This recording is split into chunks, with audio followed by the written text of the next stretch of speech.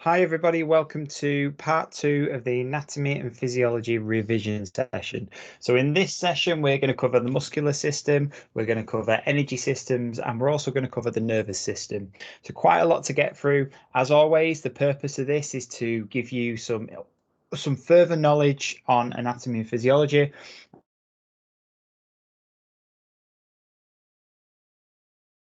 Choice exam. And just to point on that, so hopefully you've watched Principles of Exercise and part 1 of Anatomy and Physiology. However, if you haven't, go back to listen to them, but I will just touch on the multiple choice again. So it is a 60-minute exam consisting of 40 questions with a pass mark of 50%. So 20 questions we need in order to pass the assessment. Let's get started on the muscular system. So first of all, there are 3 different types of muscles. We have smooth muscles, cardiac muscle, and skeletal muscles. First of all, the smooth muscles are an involuntary muscle, and we'll learn a little bit more about voluntary and involuntary when we get down to the nervous system. But in real simple terms, it means that we don't have to consciously control it. So if it's involuntary, we don't have to consciously control it. We're not consciously thinking that we need to pump blood through our veins and our arteries. It just happens involuntary.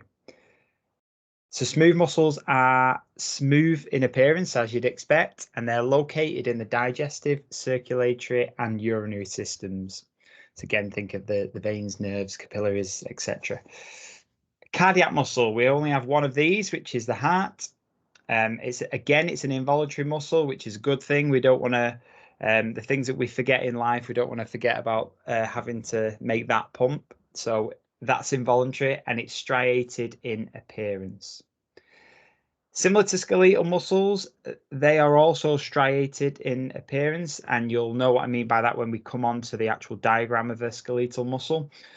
Whereas the only difference with skeletal muscles are it's voluntary. So I'm moving my hands around now. I'm telling my arms to do that. They're not just doing it on their own. So we have to give that signal in order to initiate that movement. So it's voluntary. And tendons attach muscle to the skeleton. Hopefully you remember that from the last PowerPoint. So what constitutes skeletal muscle? So we're looking at skeletal muscle now. So think about your glutes, think about quads, hamstrings, biceps, all the usual things that come to mind. So 23% of skeletal muscle is proteins, 7% are other minerals, and 70% is made up of water. So you can start to understand why water is so important to stay hydrated if 70% of our muscle is water. 2 key terms to remember. Atrophy means muscle wastage, and hypertrophy or hypertrophy, however you pronounce it, means the growth of muscle or building muscle or enlargement.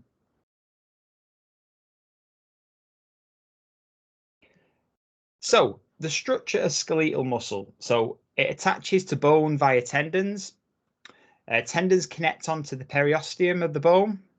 Tendons are made of collagen fibers, which provide strength. Skeletal muscle will attach to at least 2 points of the bone and pull these together. And this will make more sense when we look at the actual diagram of insertions and origins. These attachment points are sometimes referred to as the origin and insertion. They have striated appearance. So think of the texture of wood. You can see the grain of the wood. That's kind of like, obviously not the same shape, but it's kind of what it means by that.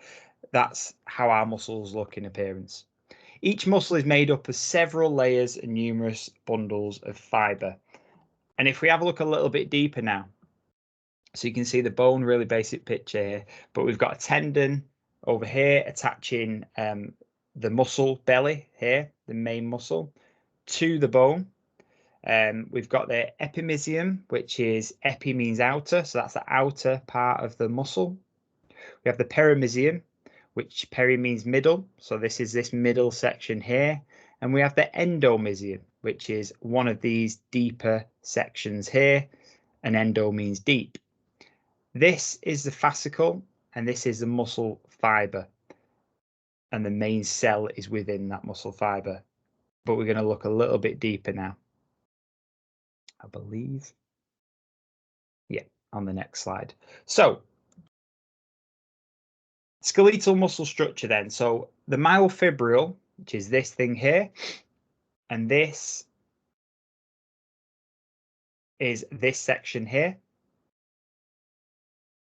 It contains two contractile protein filaments, one known as actin, which is the thin strip, and one known as myosin, which are these heads here. The myosin heads bind onto actin to shorten the myofibril. So basically, let me go to the next slide. This is how muscle contraction occurs. So when we want to contract our muscle, what's going on inside there are these actin and myosin filaments grabbing hold of each other and pulling together. And that's what contracts our, well, I was going to say biceps, and that's what contracts our muscles. So this is the sliding filament theory. So it's the theory on how skeletal muscle contracts. The sarcomere along the length of the myofibril contains actin and myosin. That's down here. So these are within the sarcomere.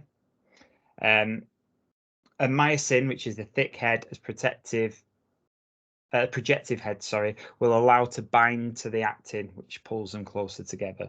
So again, this is the diagram here at the bottom, and it's just actin and myosin that grab on, pull together, which brings about the muscle contraction.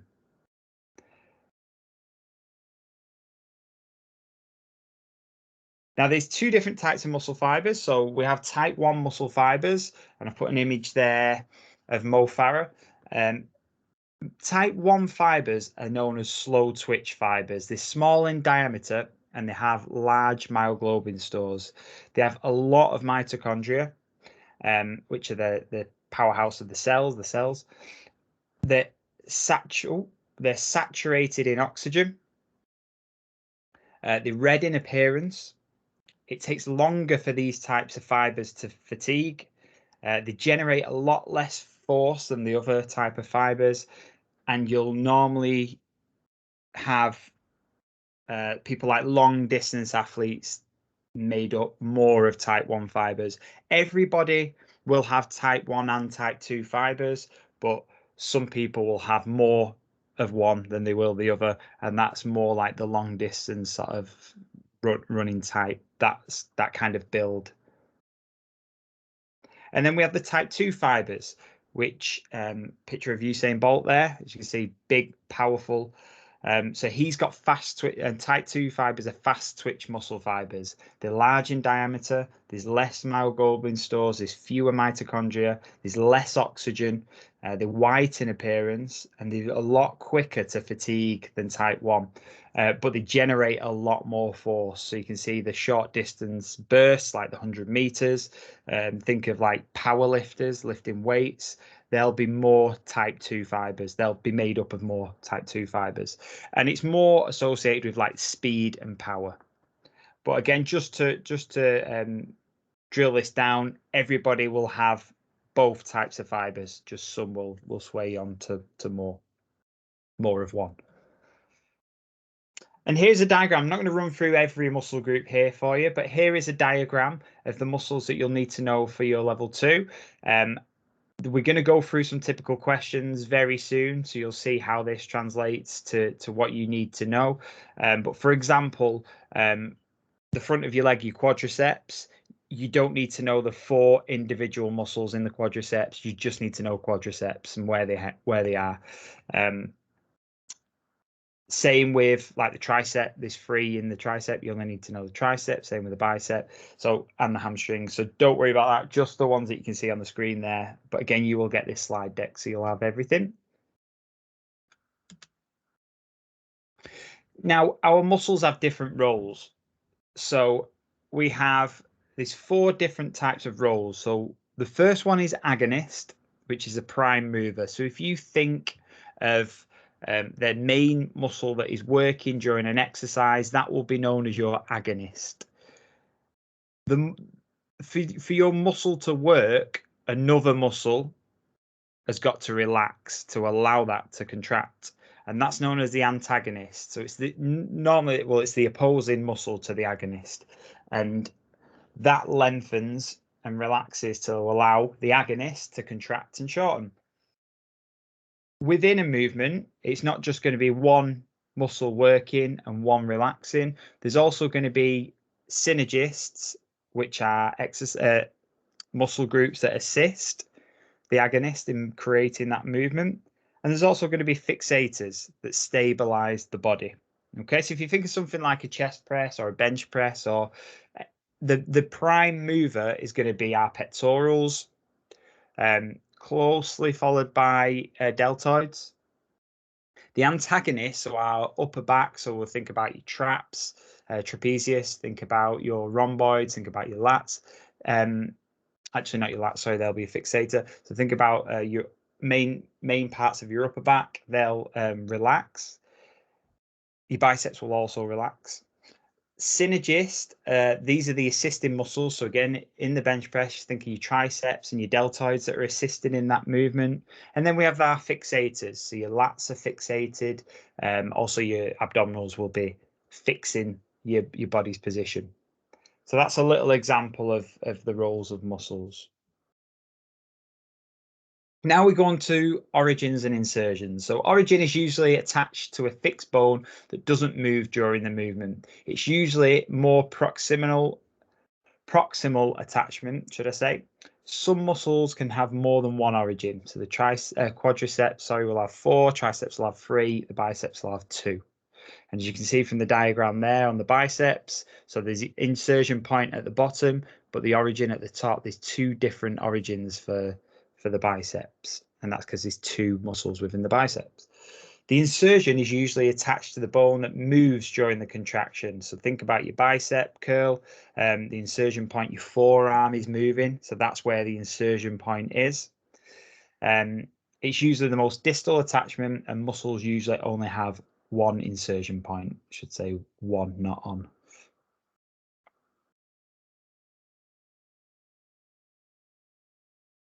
And there is 3 different types of muscle contractions that we need to think about. So isotonic contractions, they are the 2 that you'll know, probably more likely that you'll know. I covered this in the principles of exercise as well. So there's concentric, which is muscle shortens under the load, and there's eccentric, which is muscles lengthens under the load. So thinking about, let's go bicep curl again. Yeah, as you're lifting up to bringing that dumbbell, we'll use a dumbbell, bringing that up towards your shoulder, towards that area, that's your concentric. And if you hold your bicep as you do that, you'll notice that it shortens, so it gets smaller in length. And then as you lower your arm down to the ground, you'll notice the bicep lengthens. That's the eccentric part of it. And again, I mentioned this with the DOMS, that's delayed onset muscle soreness. It's the eccentric phase that's most likely to cause that. And then we have another type of muscle contraction, which is an isometric. So this is when a muscle generates force, but it stays the same length. So it's not although it is contracting, it stays the same length. So the static contractions where the muscle remains the same length while under load.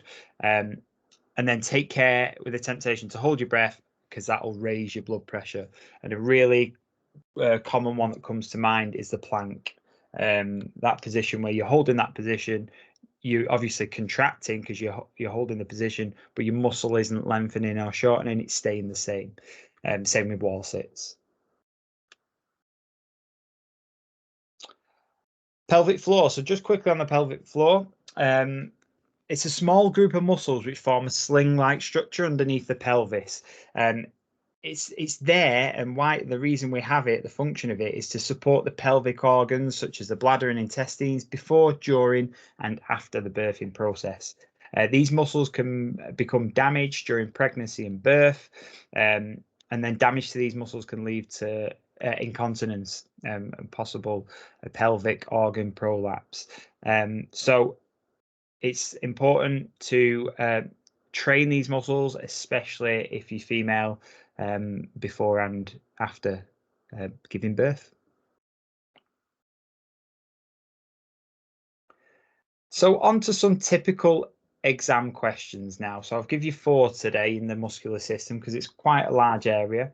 So first of all, pause this now before I reveal the answers.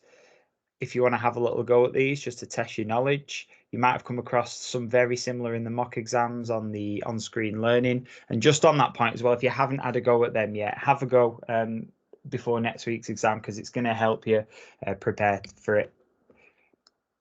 So first question, top left, which type of muscle tissue is found in the internal organs? Is it A, cardiac, B, smooth, C, skeletal, or D, rough? It is B, smooth. And the cardiac's your heart. And then we've got skeletal is the muscles that are around skeleton. Think about your glutes, quads, all the usual ones. Rough is the wrong answer in there as well. Next question, which of the following is an anterior skeletal muscle? Now, if you remember, I think it was in the last slideshow, I put some anatomy terminology on there. Anterior is the front of the body. Posterior is the back of your body or the rear of your body. So straight away, having a quick read through them. Glutes, that's the back. Triceps, that's on your back. The back of your body, I'm saying here, back of your arm. Rectus abdominis, that's your abs. So we know that's on the front. And Achilles, so that's like below your calf, attaching to your foot. So we know that the glutes, triceps, and Achilles are all on the back of our body. So the answer to that is rectus abdominis. What does the antagonist muscle do to bring about movement? So if we remember, the agonist is the one that's doing the movement, actually creating the movement, the prime mover. And we know when we do a muscle contraction, our muscle shortens. So that means the antagonist is relaxing to allow that muscle to move, which means it's B, lengthening. Hopefully that makes sense. Final one, which type of muscle contraction is completed by the triceps during the upward phase of a press up? Interesting. So as we're down on the ground, think about you lying flat on the ground now, hands either side as if you're about to do a push-up. We want to know what's happening on that upward phase as we press our body away from the floor and rise into a press up. So which type of muscle contraction is completed by the triceps during the upward phase of the press up? And the answer is A, it's concentric. So we're pushing away, and if you feel your tricep as you do this, it shortens because it's working. So it's actually concentrically contracting. Now, if it was to ask you the opposite, so if we was to ask you what's happening as we lower down to the press up, it's going to do the opposite.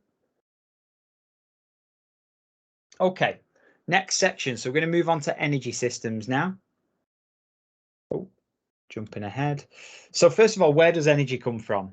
And it's that picture there on the right hand side. So it comes from the food and drink that we eat. Anything that contains calories will provide our body with energy.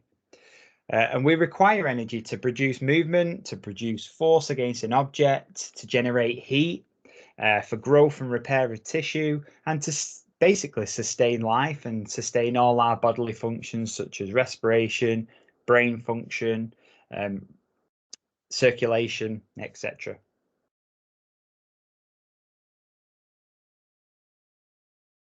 Okay, now there is something known as ATP, and the easy way to remember this is our body has to convert anything that we have that we consume into ATP before it can be used for energy. So ATP is our sort of cash for the body, if you like. So if we want to spend energy, it has to be converted into ATP first. And it stands for adenosine triphosphate. The body only stores minimal amounts of this, and it's to provide instant energy for 1 to 2 seconds. So for that reason, we need to continuously create ATP. So as I'm moving my hands around, my body will continuously be creating and resynthesizing ATP, and it comes from a few things. It comes from the phosphocreatine system, carbohydrates, fats, and proteins, so things that we consume through our diet. Now, once our body has ATP on the left here, once our body uses that molecule for energy, so if we break, what happens is we break off one of the phosphates here. So from the left-hand diagram, you can see we've got an adenosine and we've got 3. That's the reason why it's called triphosphates. So there's 3. We break one of them off to create energy, and then this structure then becomes adenosine diphosphate, di meaning 2. And then once that's happened, we now need to add another phosphate back to that to create ATP. So once we're in a state of ADP, there are 3 methods to get us back to ATP, or to resynthesize ATP, which is required for the body to function. So we have 3 systems. We have the creatine phosphate. You may see that this is phosphocreatine system. We have the lactate system, or the anaerobic glycolysis. And we have the aerobic system, or oxygen, or oxidative system. The key to deciding which system is applied is to do with the intensity and the time of the activity. So depending what activity we're doing and how much of that ATP we're using and how much we need to replenish, that's what decides which of them 3 systems is going to be working. All systems will work in conjunction, but in different proportions. And I've got a diagram to illustrate that for you coming up. I might actually show you that now, actually. So as we look at the 3 systems, so if you look at the blue, the red, and the green line, so our phosphocreatine system initially kicks in straight away. That's the first thing that kicks in. As I say, they all work, but it's only going to work for a short period of time, the phosphocreatine system. The glycolic system, or the anaerobic system, has kicked in as well. So too is the aerobic or oxidative system. And as you can see, by the time we get to about here, the phosphocreatine system has stopped working now, and it's up to these 2 to continue creating energy and helping us use energy. So if we go back to that creatine phosphate system, it's also referred to as phosphocreatine system. So it's a pure chemical process. There's no oxygen, carbohydrates, or fat required for this to happen. So we don't need oxygen for this to happen. An enzyme called creatine kinase breaks down phosphate from creatine phosphate to reform ATP. It's getting very sciencey now, so don't worry too much. Just as long as you understand the 3 systems and basically the length for how long they work. Very rapid reaction and only limited stores within the body. So it's an instant thing and there's not much storage in the body. Maximal exertion activities lasting up to 10 seconds. So if you think about the 100-meter sprint, especially the males, they're kind of up within 10 seconds. Obviously the high-end athletes. So it's just basically the creatine phosphate system which is working to get them over the line. Same as like a 1 rep max that you might do in the gym. Although obviously you're breathing, forget that, but it's not the aerobic system that's kicked in here. It's just a creatine phosphate system that's powering and generating that energy. It takes up to 5 minutes to fully replenish the stores, but however, 50% are restored within 30 seconds. Then we move on to the lactate system. So once we've gone over 10 seconds effort doing something, this system will have already kicked in from the start, but this system will take over. It's also referred to as the anaerobic glycolysis system. It uses glycogen. Now, glycogen is our basically stored form of sugar or carbs. and it's stored within the muscles to resynthesize ATP. So we always have a storage of glycogen within our muscles and our liver. Stored glycogen is broken down to glucose without the presence of oxygen and produces a byproduct, which you'll probably all have heard of, called lactic acid. 85 to 95% of maximal effort equals the onset of blood lactate accumulation. And this energy system lasts around 1 to 3 minutes, but the lactic threshold can be improved through interval training with periods of high intensity. So we can train this system to be a bit more efficient. But if you go over 3 minutes worth of exercise, that's mainly then going to be powered by the next system, which we come to, which is the aerobic system or the oxidative system. There must be oxygen present and therefore works at much lower intensities. So think of marathon runners. Think of anything that goes above 3 minutes, to be honest. Due to the presence of oxygen, the preferred supply of fuels is fats, followed by carbohydrates, and lastly, proteins. Carbohydrates and fats will be used in varying proportions in response to the activity intensity. So our body will prefer to use carbs and fats to break down the energy from that to use in the aerobic system. Its last resort will go to protein, but it prefers to sort of leave that to other processes within the body. Suitable for long distance activities and in providing energy for body systems to function. So the aerobic system is just ongoing.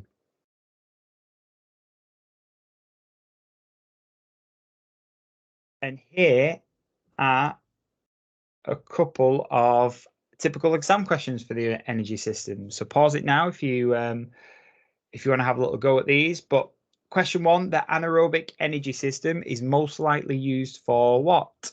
So remember, anaerobic is the middle one. So it was the one that didn't require oxygen. Is it potentially going to be football? Is it going to be a 100-meter sprint? Is it going to be a yoga class, or is it going to be a marathon? Now, by process of elimination, hopefully you've worked out that that is B, 100-meter sprint.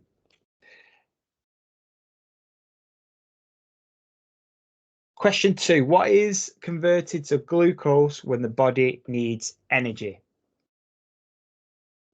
And the answer to that is D, carbohydrates. Okay, on to our final section now. So we're on to the nervous system. Again, this one can be quite challenging to understand initially. From past exams, there's not been a massive amount on the nervous system, but as long as you understand the basics, then I'm sure you'll be fine with this section. So first of all, what is the role of the nervous system? So the nervous system has overall control over all our bodily systems. Its main function in the nervous system is to sensation, analysis, and response. So information is gathered via receptors regarding the internal and external environments. Then we sort of analyze that information we've gathered. Obviously, this is all happening in split-second time. So information is received by the receptors. It's then interpreted before deciding on the resulting action.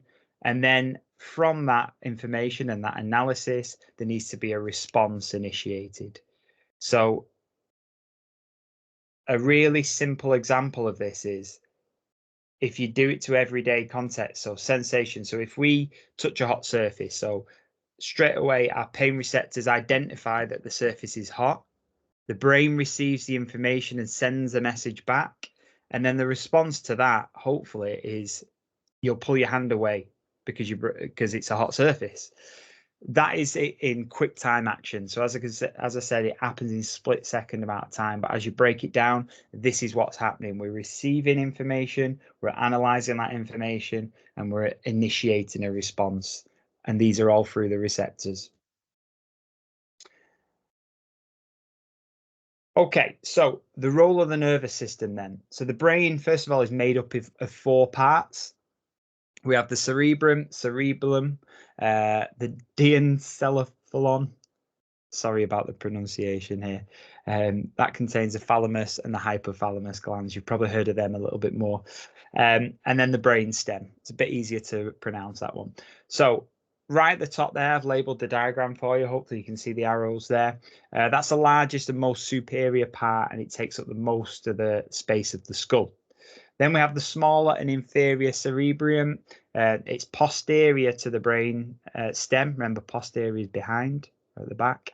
It acts as a memory bank for all learned skills, and it's mainly responsible for controlling muscles. I'm not going to pronounce that one again, but it contains the thalamus and hypothalamus glands.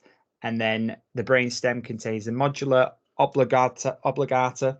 It's inferior aspect of the brain, and the lower proportion is a continuation of the spinal cord. So that carries on to the spinal cord.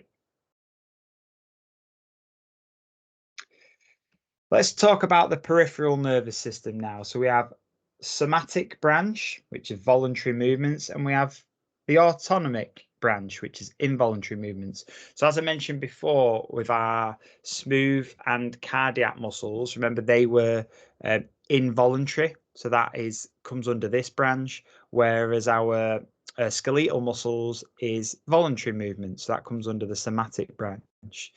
And it's made up of sympathetic nerves and parasympathetic nerves. There's two divisions of the nervous system. So we have the central nervous system. That's made up of just the brain and the spinal cord, and it's responsible for processing incoming information and providing a response. And then we have the peripheral nervous system. You'll see these known as CNS and PNS. And the peripheral nervous system consists of efferent and afferent nerves branching from the spinal cord. And they act as sensory receptors in muscles, tendons, and joints, relaying information to and from the central nervous system. And there's two branches, the somatic and the autonomic. And here we'll just have a look at the sensory neurons and motor neurons. Neurons, which is just another word for nerves, carry electrical messages and can be divided into motor and sensory nerves. So looking at the sensory nerves first, they carry messages to the central nervous system, whereas motor neurons carry messages away from the central nervous system. Remember the central nervous system being the brain and the spinal cord. Sensory neurons are also known as afferent nerves. Motor neurons are known as efferent nerves. And sensory neurons are sensory receptors in the muscles, tendons, and joints, relay information concerning muscle dynamics and limb movements to the central nervous system.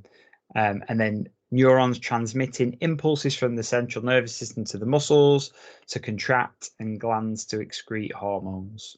So if you think of when you're walking and you go over on your ankle and you sort of twist very funny, so sensory neurons will relay that information instantly to your brain, and then what's the first thing we do? We try and correct that and quickly move or put our hand down if we're going to fall. That's the message from the motor neurons coming back to get a reaction from the muscles.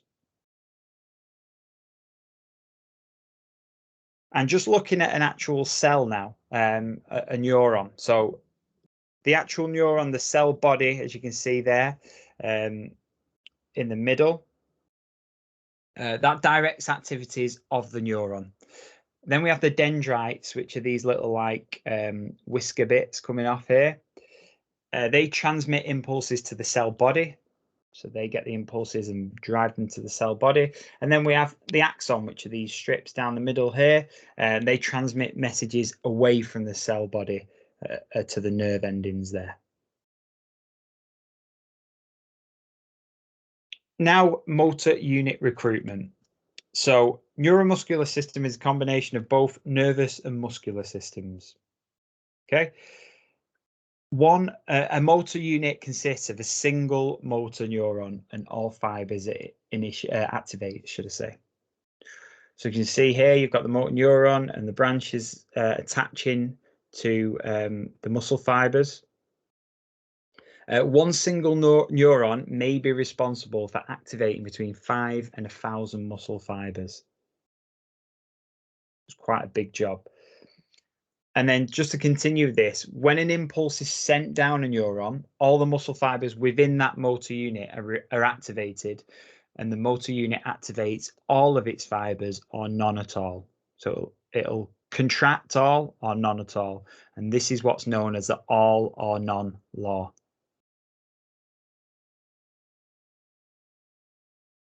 And then just a few key sensory organs to discuss that form part of the autonomic nervous system.